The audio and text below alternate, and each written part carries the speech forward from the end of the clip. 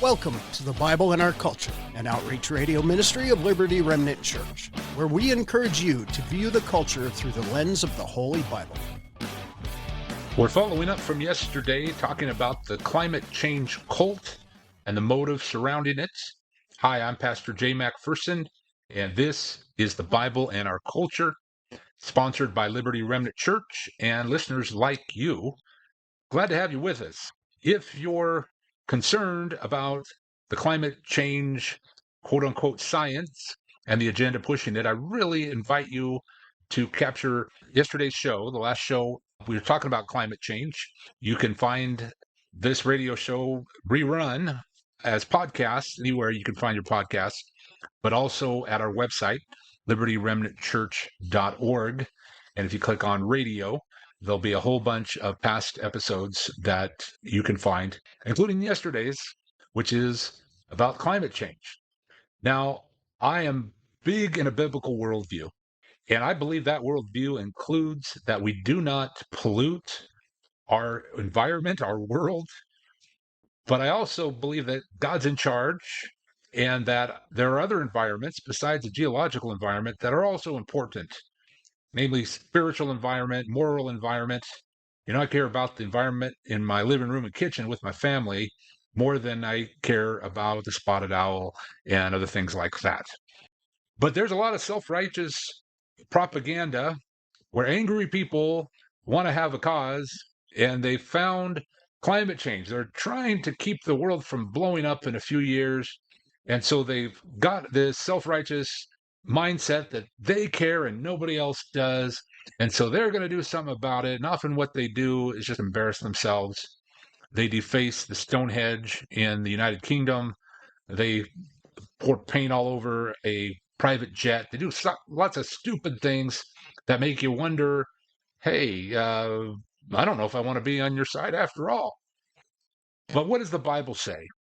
The Bible says we, as his chosen part of his creation, made in his image, we as humans ought to be good stewards of what he's given us, and that includes the earth. So don't pollute, don't litter, but don't get caught up in this crazy dogma that's not really being pushed by science, in my opinion. At least that's not the opinion of Dr. Lindzen, who was one of these climate scientists way back when it wasn't cool. But he loved climate science. Now he's in his 80s, semi-retired, and he goes around and blows the whistle, basically calls the bluff on all this climate change. It's just part of political posturing, trying to sell newspapers and get ratings. It's really what he says. Check out yesterday on the podcast if you're interested. But basically, I'm saying, hey, let's make science again, shall we? Can we really make science something besides propaganda? It's gotten out of hand.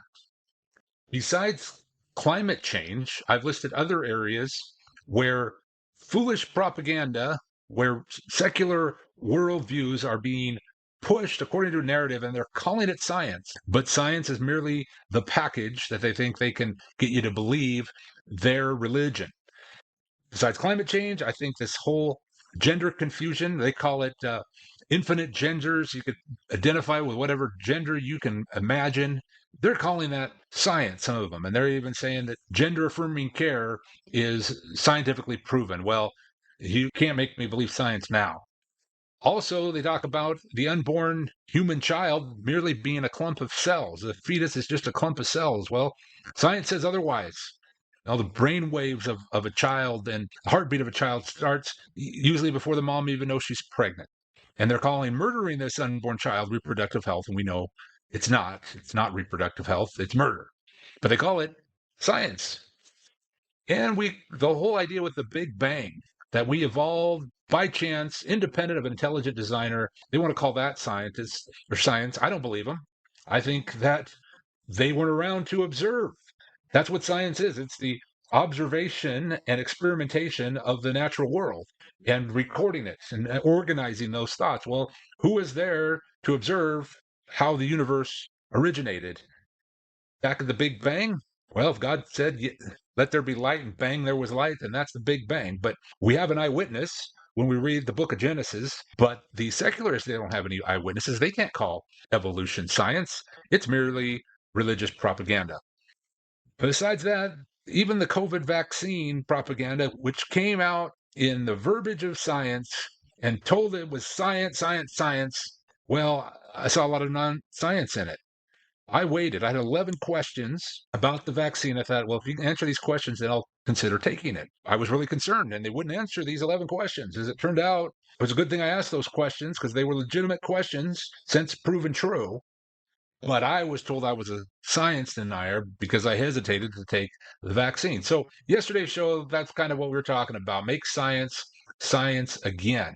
Today, I want to talk for a moment on how this climate change hysteria is counterproductive to helping third world countries.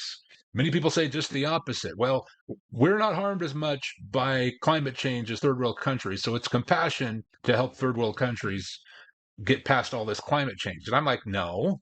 What third world countries need is economic and political freedom. They don't need a bunch of climate change legislation. My goodness, have you been to third world countries? I have. And I see places like Ethiopia, Africa, where the government owns everything. If you had a building and fixed it up, or you had some property that you wanted to build a building on, you could buy all the materials if you could afford them, and you could put all the labor in to build this building. But if you made it too nice, you had the risk of the government coming in and confiscating it, right? There's no incentive. If the government takes nice buildings, then you're not incentivized to build a nice building. You're not going to get reimbursed for it when they take it. So we had to be careful in building anything, because if we build it too nice, we can lose it. That's not the way to set up a government, but that's how all social government is. Foundationally, socialist government is the government owns everything, and there's no incentive. You just get a free income and free housing and free energy and free everything. Well, it's never worked. Similarly, in Ethiopia as well, we wanted to dig a well from the village where our son was born because they really needed fresh water. That's really important. They had what looked like chocolate milk running through the river in their village. It's like Willy Wonka in the chocolate factory, except it was kind of a jungle. And it was so dirty, the water, I wouldn't drink it. So we thought we got to get him a well. Well, we had to be careful about how to do that, because if we give the money to the people and they build the well, the government will confiscate the well, put a lock on it, and charge people to use it. So there was a way where we could build it from an outside agency, a foreign agency, and they wouldn't do that. That's how they incentivize foreign nations and people from foreign nations to invest in Ethiopia, is they wouldn't confiscate it then. Oh, a little bit of freedom, a little bit of capitalism goes a long ways. My point is, what third world countries need is not less climate change. They need things like healthy water, and they need freedom. They need the opportunity to have the rule of law where they can own property, and if they work hard, they'll be rewarded. They need a meritocracy. That's what we need in America. So don't give me any of this garbage about, well, when we harm the environment over here in America, it harms poor people and it causes poverty. What causes poverty is government control and regulation. Now, we do need the rule of law. We need evildoers punished. That's what Romans 13 says. Without that, we can't have freedom. But if we have the rule of law and we respect private property and we respect individual freedom, we will prosper. Happens everywhere that there's true freedom, people prosper. Now, the climate change movement seems virtually synonymous with economy killing regulation and high taxes. I don't think they really care as much about the geological environment as they like to let on to be. I think they just want to control. I don't think their main goal really is the environment. It's just a self-righteous cause, a way to virtue signal, and I think it's hypocritical. So I think they're using climate change and the hysteria around it to advance their own control of capital. This hits home because our church could have had a building a long time ago. We're happy to be in the building that we have. We believe it's God's plan.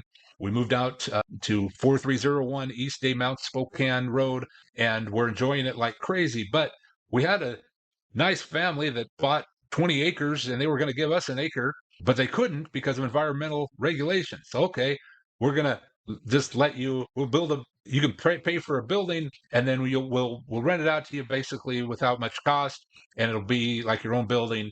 But then they couldn't do that because of all these environmental regulations. Now, I do believe in some type of building codes and property codes. There's some value in that. I just don't trust the people that are making the decisions. It seems like they're controlling things for themselves, and they're crazy and messed up. So consequently, their decisions are crazy and messed up. But we have to understand we really don't have private property like our founding fathers thought we would have.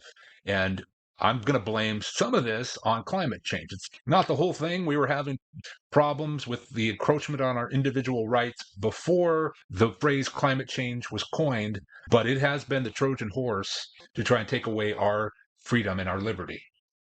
So Dr. Lindzen, a climate scientist before it was cool, explained the game plan for many in the climate change movement. It's to use repetition to create a perception of reality. Hysteria and panic move political activism. Complicated science doesn't. I understand climate science is really complicated. Similarly, fear is what generates more and more funding. Less than 15% of CO2 emissions come from the USA.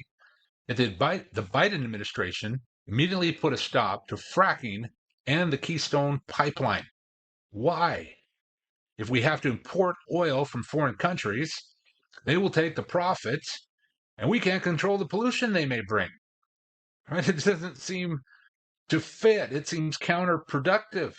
By the way, we have to blame a lot of our economic difficulties on the Biden administration's decisions like this.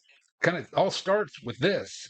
You shut down the Keystone Pipeline, and you shut down our energy independence, you shut down our sovereignty, our military power, our economic power. It's almost being a traitor. Oh, but we care about the environment. No, you're just caught up in a crazy worldview. That's really what it comes down to. I think the bigger area, the bigger goal is control. They must get rid of American freedom, and they must get rid of American prosperity before their elitist schemes can begin to be fully implemented. I'm not just talking about the Biden administration. I'm talking about all of these secular humanists who are looking to take over the world, who have this globalistic worldview. Consequently, they kill American jobs and steal our freedom, all the while choosing a path that I think leads to more pollution. I don't think it is a conspiracy theory to consider how the Global Economic Forum and their supporters are using climate change for a globalist, one world government agenda. Are you familiar with the Global Economic Forum? I hope you are, because they're really freaky. Klaus Schwab, who's got this thick German accent, sounds like the bad guy in any spy movie or superhero movie. He's trying to take over the world with his globalist agenda, and he's got some really crazy policies. I think he's recently retired, but the Global Economic Forum is going crazy. They're pushing their agenda to take over the world, and a big part of it, you can see it at their website, is climate change. Even if humans do cause a bit of climate change, it seems it's being used for some shockingly evil plans. So you go to weforum.org, WEFORUM. You can go to the World Economic Forum website. The We Forum stands for World Economic, and then spell it out, forum.org. And they have all sorts of stuff on climate and biodiversity and all these plans and all these successes of people that are caving to their pressure. And it really makes you wonder what's really happening behind the scenes. And so many Democratic politicians say that whatever the Global Economic Forum says, we're going to do. And it's a tragedy. Let's take a quick break and be back in a moment. About 4 years ago, Liberty Remnant Church was founded in North Spokane by a group of committed Christ followers believing that God sought to build a distinct local church for His glory. LRC is a simple, relational, biblical church that is not afraid to apply biblical principles to weighty current-day issues. In fact, we feel God expects it of His church. Pastor Jay McPherson hosts a regular radio show on this station called The Bible and Our Culture. Like on the radio program, LRC believes God has called His church to represent Christ's love, power, and wisdom in any and every facet of our society. If you're looking for a local church or know someone who is, please consider what God is doing at Liberty Remnant Church. Sunday service is at 10 a.m., just a block east of Newport Highway on 4301 East Day, Mount Spokane Road. For more information or to contact our pastor, please check out our website at libertyremnantchurch.org. Back on the Bible and Our Culture, an outreach ministry of Liberty Remnant Church. If you're in the Spokane area, North Spokane suburbs, we have a fairly new church, a simple biblical relational church. We call ourselves Liberty Remnant Church. Liberty because we understand that Jesus calls us to liberty, and we also feel it's our duty to stand against the tyranny of the civil government today, and that liberty is important if we're going to preach the gospel. Call ourselves Liberty Remnant Church, remnant because we are part of the few who are going to follow Christ's narrow path. It's really easy to float downstream and follow the culture, but we are going to adhere to what Jesus taught. And my favorite, church. We are calling ourselves church because we're part of God's universal church. He called his ecclesia to walk in his authority, to be active in the public affairs of the day. That's actually what ecclesia means, called out to make a difference in public affairs. So every local church should be involved in politics. Every local church should be involved in representing Jesus to the world. And that's what Liberty Remnant Church is trying to do. Maybe you'd like to come and join us, or maybe you just want to support our ministry. You can do so at our website, libertyremnantchurch.org. Well, today we're talking about climate change and the environment.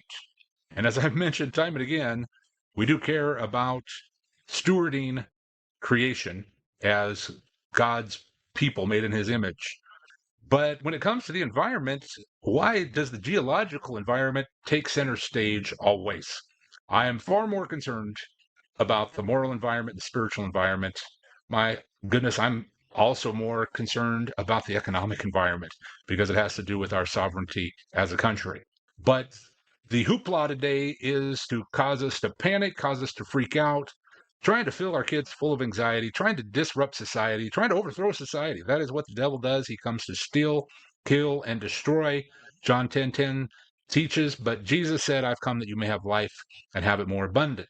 I believe part of the abundant life that God has for us is to be responsible stewards, but not to be caught up in the climate change hysteria that doesn't fit.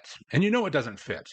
You know that the Obamas talk about climate change and the ice caps melting and global warming, and then they're done at the White House and they buy beachfront property. That doesn't make any sense. It shows it's a scam if you just seek the truth. And there's a lot of other scams out there as well. If I had the time to sort through Spokane City Council's agenda, I bet you just about every week I could find something that has to do with this big, scary monster called climate change. I don't have time to read through pages and pages of their agenda every Monday, but once in a while I like to go down to Spokane City Council and do my duty as a person who loves the Spokane and the Spokane area and really call into account those leftists that are destroying our city. A lot of them are actually really nice in their temperament, but their beliefs are so demonic that they're bringing harm to our city and harm everywhere. One time they started talking about climate change and some sort of budget item. They're going to look to spend a bunch of money, and part of it had to do with climate change. So I was able to catch that. A good friend of mine who who's been a partner down at City Hall. I didn't meet him until we went down to City Hall, and kept listening to this guy, and I think this guy's really smart. So my only relationship with him really is our partnership down at the Spokane City Council. But he mentioned something that there was something with climate change coming up, and so I thought I'm going to take a moment and write down a few thoughts. And here's what I said a few months ago down at City Council, and I quote. Or actually, I shouldn't quote it because I think I made a few edits while I was sitting there waiting for my turn to address the council. But this is what I walked into the City Hall chambers with. I believe that climate change hoax has, at least in part, caused the tremendous increase in anxiety and depression, especially in today's young people. Having said that, I hate pollution and support it to be punished with hefty fines. I'm disappointed personally that Costco chopped down so many beautiful pine trees along Newport Highway. I thought, now that Costco is there, many more trees will be chopped down in the near future. I was right. But if I don't own the land, I don't get to say what happens to it. The concept of climate resiliency seems as progressive as crime and poor mental health. The concept of climate change seems as progressive as homelessness and dysfunctional families. First, it was the new ice age, then it was a depletion of the ozone layer, then it was global warming. Finally, they started calling it climate change. So whenever the weather was newsworthy, no matter what, gullible people will believe and see it as proof to raise taxes and regulate our freedoms away. Climate change is a Trojan horse to steal our liberty and push us toward totalitarianism. Climate resiliency is at best a low priority. Moral resiliency, high priority. Economic resiliency, also a high priority. Law enforcement, that's a high priority. And prosecuting crimes, also a very high priority. I know there is business within multiple municipal government that you have to deal with. I think undefined issues of controversy like climate resiliency that have historically led to job-killing regulations and the surrender of individual liberty should be continually discarded. End quote. That's what I walked in there because they were trying to spend a bunch of money to help with climate resiliency, which I think is a total farce.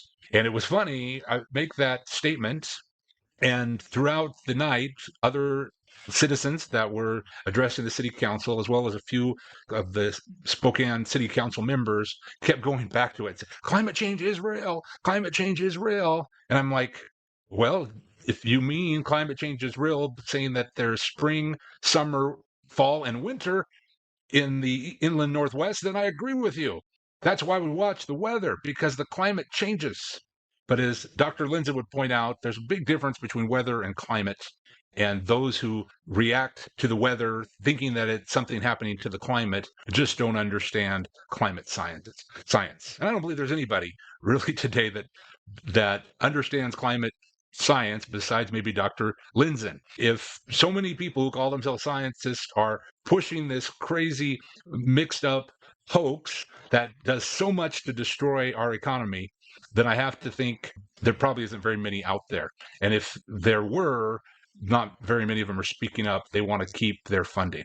But I encourage you, wherever you might be, whether you're in the city of Spokane or whatever municipal government that is influencing people in your area, please watch them and make sure that they're not just spending all this money for something that they call climate resiliency or to stop climate change or to help the environment. Again, if that environment is a geological environment, there's not a whole lot that humans can do to harm it other than just mass pollution and that type of thing. There is some things we can do to harm it, but it's been blown way out of proportion. What we need to focus on is the priorities that God would have us focus on, like I mentioned earlier, moral climate, spiritual climate, and even economic climate. But we have our hands full with this issue of climate change. There are so many good organizations that are helping reveal the hysteria, reveal the misinformation. And of course, if you say anything against the climate power, the environmental mob, they're going to hurl all sorts of insults at you. They're going to take you to court. They're going to try and cancel you. But despite all that, we do have some great friends in the media, in the scientific world, that are showing us really what the truth is. There's climateataglance.com, and they have all sorts of studies. They basically have some information about just any topic on the environment or climate change that you want, at least it seems to me. And they should be able to help answer your questions. Also, our friends at the Heartland Institute, they even talk about some issues in Yakima that some of our listeners will be concerned about, but they do the same thing. And they have to reply to critics all the time because the Huffington Post or some mainstream media news source will start criticizing them and calling them misinformation. And so they'll have to break it down bit by bit. It takes time to do all this. It takes time to have to answer critics. It takes time to do the science. It takes time to know what misinformation is out there. But ultimately, God's in charge. And I think that's what a lot of people forget is we know that God is real and he's got a plan. We also know human nature is deceitful. The heart of man is desperately wicked. So what can we do? Well, we trust in the Lord. We look to the scriptures. I think I mentioned it yesterday. I mean, it was earlier today. I don't remember, but we see a lot of economic control in the book of Revelation. I think when they're talking about the mark of the beast, you can't buy or sell without this mark. It's talking about economic control and one world government. We don't see caution about climate change and the environment, the geological environment with weather. We don't see much of that. So when you see these forces join together, the globalist movement, the World Economic Forum, when they're really joining with climate change and they're pushing all these regulations and they're intimidating and bullying all sorts of people. I mean, it goes way up there into Wall Street and the stock market. I mean, they are controlling people at the top level, and they're doing it in the guise of climate change, that we're the good ones, we're self-righteous, aren't we holy, we care about the earth, we're responsible, and everybody else that makes money isn't. All these right-wing extremists, they're Christian nationalists, they don't care about the environment, only we care about the environment. We have a lot of that going on, so our work's cut out for us.